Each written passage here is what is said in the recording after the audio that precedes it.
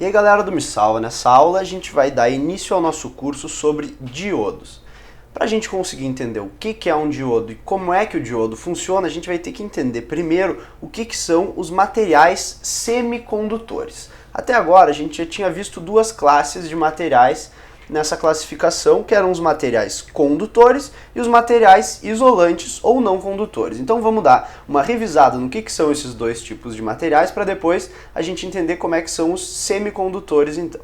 Olha só, os materiais condutores são aqueles materiais que possuem muitos elétrons livres, ou seja, na última camada dos átomos lá, os elétrons estão fracamente ligados ao núcleo. Por isso, quando a gente representar então um pedaço de fio aqui de um material condutor, esse fio vai estar repleto aí de elétrons que podem se mover livremente entre as camadas dos átomos que estão aqui dentro. Portanto, se a gente aplica aqui uma diferença de potencial, o que acontece? Esses elétrons tendem a se movimentar, já que eles estão livres, eles vão ganhar muita energia e eles vão se deslocar nesse sentido aqui, que na verdade é o sentido contrário da corrente. A gente sabe que a corrente é nesse sentido aqui. Então os materiais condutores são aqueles nos quais vai passar uma corrente elétrica quando aplicada uma diferença de potencial, mesmo que baixa.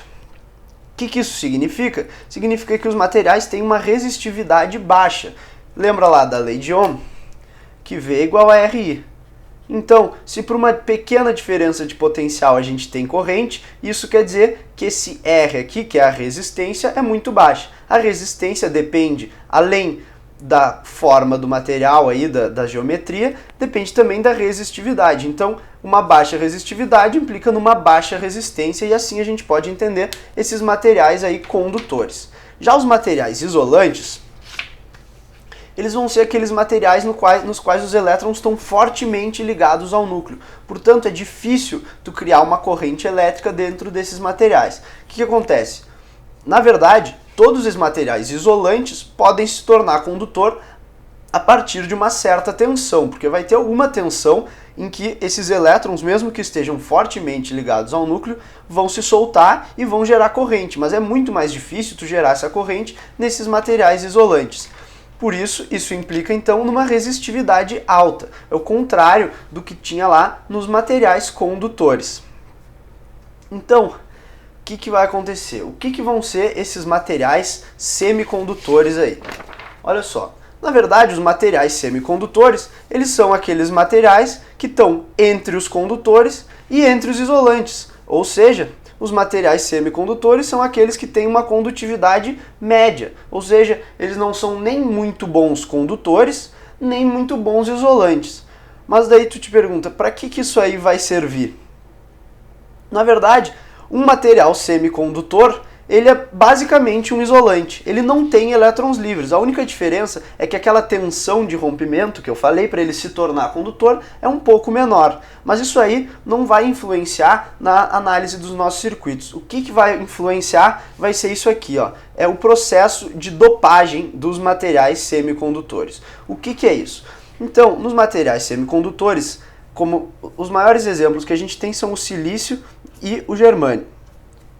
São dois materiais semicondutores aí. Eles têm 4 elétrons de valência. O que isso significa? Que no núcleo deles aqui, na última camada, eles têm 4 elétrons aí. Que esses elétrons estão ligados ao núcleo fortemente. Então eles podem ser considerados quase isolantes, mas não chegam a ser isolantes.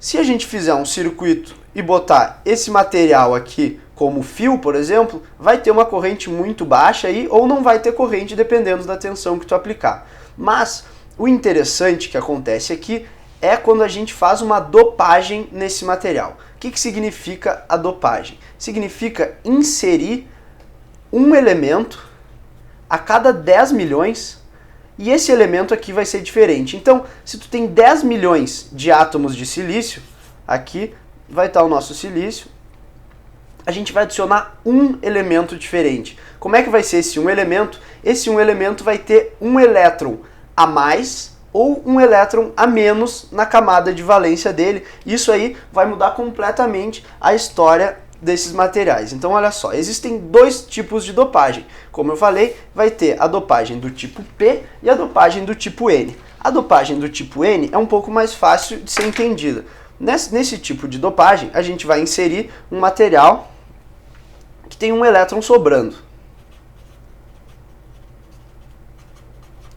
Se tem um elétron sobrando, quando a gente aplica uma diferença de potencial, esse elétron, que na verdade é um elétron para cada 10 milhões de elétrons, ele vai se deslocar. Então ele vai pular de uma camada lá que ele tinha, ele vai pular para um átomo de silício e vai vir para cá. E ele vai continuar fazendo esse caminho aí, ele vai se deslocar como se fosse uma corrente, mas com poucos elétrons. Então tu pode entender isso como uma corrente com poucos elétrons.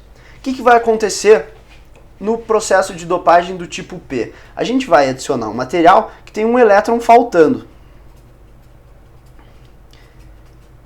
E aí a gente vai ter uma corrente elétrica feita por portadores positivos. Mas como assim portadores positivos? A gente sabe que o núcleo dos átomos é fixo e não se movimenta devido à corrente elétrica. Mas agora a gente tem que criar um novo conceito, que é o conceito de lacuna.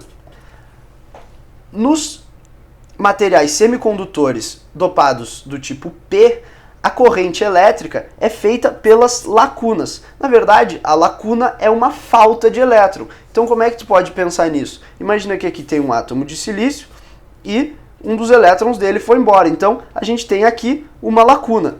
Essa lacuna não significa que tem um elemento positivo ali, mas significa que se tu pegar esse átomo aqui e analisar ele eletricamente, aqui no total vai ter uma carga positiva, porque esses elétrons que estavam em volta do silício, eles se cancelam com o núcleo aí em termos de cargas elétricas. Então tu pode considerar essa lacuna como se ela fosse uma carga positiva. Não um núcleo, mas uma pequena carga positiva, como se fosse um elétron positivo. E aí a corrente elétrica vai ser feita por lacunas. Então essa lacuna vai se deslocar. O que significa a lacuna se deslocar? Significa que um elétron que estava aqui vai passar para cá. E aí a gente tem a corrente elétrica nos materiais semicondutores. Então, isso aí pode parecer um pouco estranho, pode não fazer muito sentido à primeira vista, mas quando a gente começar a falar sobre os diodos na próxima aula, a gente vai entender como é que funciona então esse processo de P e N e a gente vai ver que na verdade o diodo vai ser isso aqui, ó. A gente vai pegar um elemento do tipo P, um elemento do tipo N e vai juntar os dois e aí vai surgir o nosso diodo. Mas na próxima aula a gente vai ver isso aí em termos microscópicos, aí vamos ver como é que vai funcionar o nosso diodo então. Até lá!